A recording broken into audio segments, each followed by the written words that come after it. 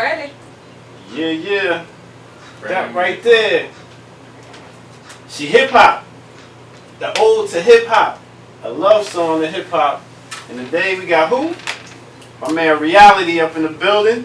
AKA producer, writer, director of, as you see on YouTube, if you're not looking, Atlanta's Ugly. And it's hitting the streets all in Atlanta in case you ain't know. And he's doing it big.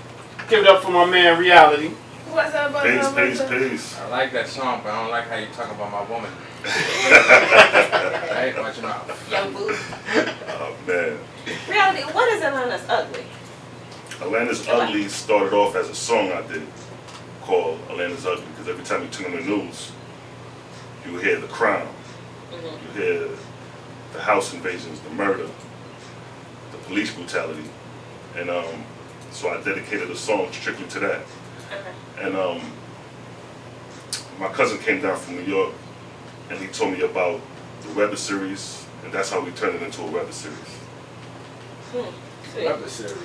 Now, I'm going to say I watched it, and then when he sent it over to me, he said, and I watched it, he was like, it's violence, murder, and violence. And I was like, now how does this work, as in being this conscious rate? How do we introduce this? But then I thought about it. Life is duality. You have to have both sides, where, as in, I'm trying to get into your mind state of it. You have to have duality where you're able to, like a lot of conscious brothers, they won't go to the hood and can't get the respect and talk to them about this is how it is, this is how it could be better. But when you go into the hood and you introduce violence, because you think about it, when there's somebody say a fight, everybody running to go see the fight. We are like a culture in love with violence. So what was your mind state when you brought, this, because I know you from a long time, as in you are a conscious lyric spitter and everything. So what was your mind state? Hold on. Before you answer that, put that on pause. Can you tell us a little bit about the back, the show, other than he said about, like, tell us the back. Right, is it a documentary? Is it just, It's actually, it's like the series The Wire. That's why I compare it to. Because most people are familiar with The Wire. And it's just covering what you may not see on the news. So like when you turn on the news and you hear about a murder, the first thing you're wondering is, dang, why did that brother do that? Or how did that transpire into that? So what I'm doing is covering that which leads into that, to show you how these situations occur. Because these situations are going down damn near every day in Atlanta. And a lot of times we overlook that and ignore that and act like it don't exist. So I'm bringing that to the forefront, because a lot of these young cats need direction. And now that I'm into mingling with these young cats, they have a lot of potential. They're they're stereotyped based off the saggy jeans, the mumble jumbo. But when you really talk to these cats, they got good heart and they got good intentions. And that's why I like doing what I'm doing with this series, because I see the potential in these young boys. A lot of them are banging. They're living that life for real. Yeah. But then with this is an opportunity for them to have a platform to express their music, to express their anger. So now that they're on film, they may not go the route of wanting to bang anymore, due to the fact that they have a platform that they could probably get somewhere with. Now, you've been in this business for a minute. Back when I first met you, it was back in the 90s, and y'all was holding down the Peacock, Royal Peacock, like crazy. Right. I met you before that, though. Before that, right. As in just rhyming the studios over at Fallout Shelters. Now, this brother can spit.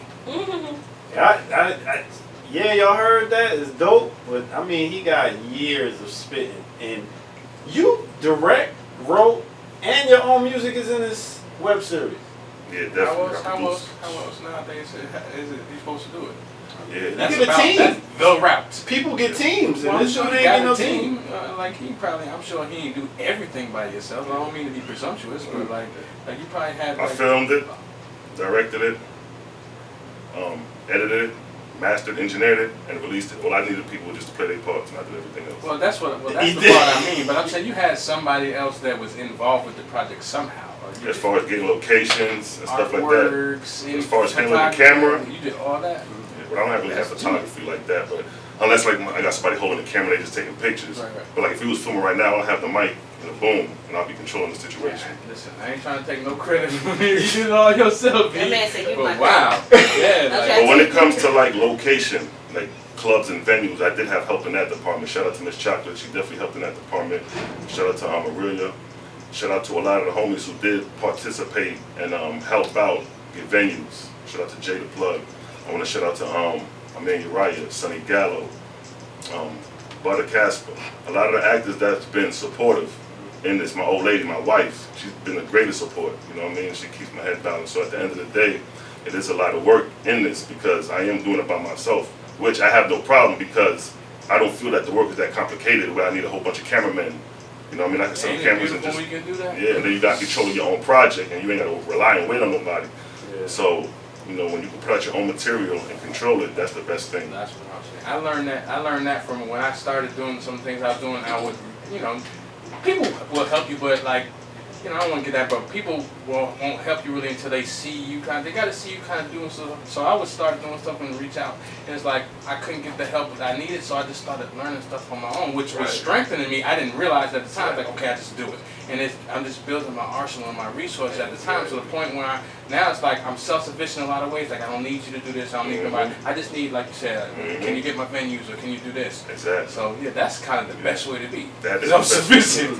That's when people start knocking at the door. Right, like, then I just need an this? investor. Exactly. Now I just need you to return on your investment. That's it. Now, what is your YouTube channel? My YouTube channel is Black World Family TV. I've been doing this for over like 10 years. It took 2 or 3 years with just straight researching and studying. And then I stepped out into the field and actually started making the tonics. And my first person I cured was my wife now. She had fibroid tumors and polyps. And as a female, they know the discomfort of fibroid tumors and polyps. She had 9 of them, 4 fibroids and 5 polyps. And within 6 months, all of it was gone. When she went back to the doctor, and that's where it really started. Jesus has walked in the building.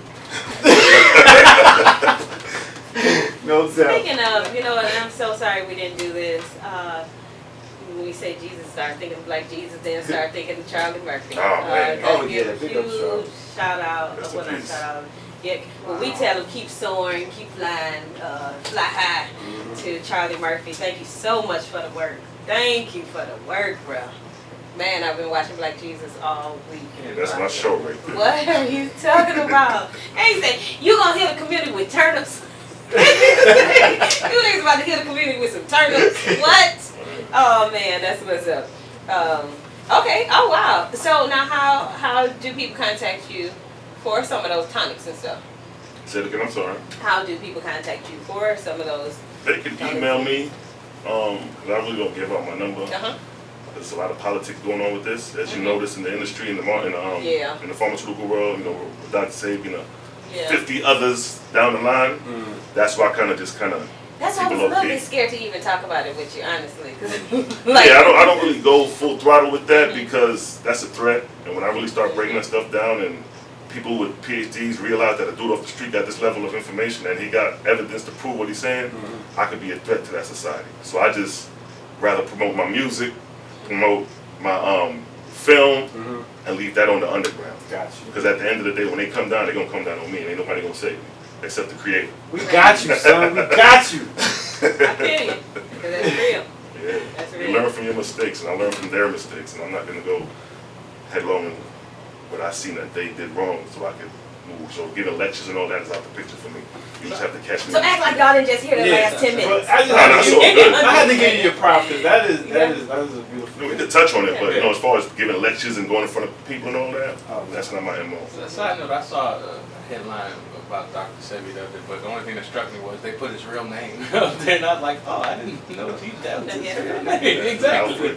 Is it a real name? Yeah. But that's just me Interesting. because I'm ignorant about it. Now, the She Hip Hop, is that on a complete project right now? Yeah, or are you it's working an on album Okay. that I'm going to release.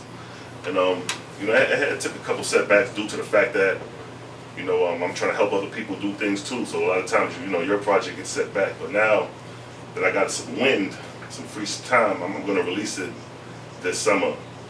And I got some other albums following up behind that. So be looking out for that soon. You'll see the flyers. Stay, follow me on Instagram, black_world_family_TV_. And you can find me out there on Instagram. I think I said that wrong, but it's black_royal_family_TV on Instagram. And you can find me on there. Black Royal Family. Yeah, y'all will find that. Yeah, Black Royal Family TV. You know all the intricacies with that stuff. Yo, it's an honor and a respect also, always when I see you, bro. I'm glad you Always, made it yeah. out here. And like you said, you let everybody know where they can find you. And go find them, and you're going to see them out in the streets, because you be bigging up mad businesses out here that's doing business, and you put them in your film, and you work with the community. So I appreciate that. Let me ask you this. Well, you've heard us going back and forth with Kendrick and Joey. What do you think of the albums? I didn't hear the albums, but I heard, from what I heard, you know, it's decent, it's cool, you know. Okay. I'm kind of a grassroots hip hop kind of dude, so like I would lean towards Joey more in a sense because of that element. I like Kendrick, but it's a lot of diversity. It's real musical, and I like the gritty. I like the core. I'm like the premiere. Like when you played that one track, I don't know when you like, oh, that's a premiere. That's my alley right there. Yeah. The other stuff is cool. It's kind of mediocre to me, but I'll probably side with more Joey. You know what I mean? Than the Kendrick. But I like Kendrick too. Like we were saying, like overall Kendrick for what's going on today, he stands out. He fits for today's mainstream. Where you from? Originally born in Miami, grew up in New York. Okay, I can imagine why you like Joey.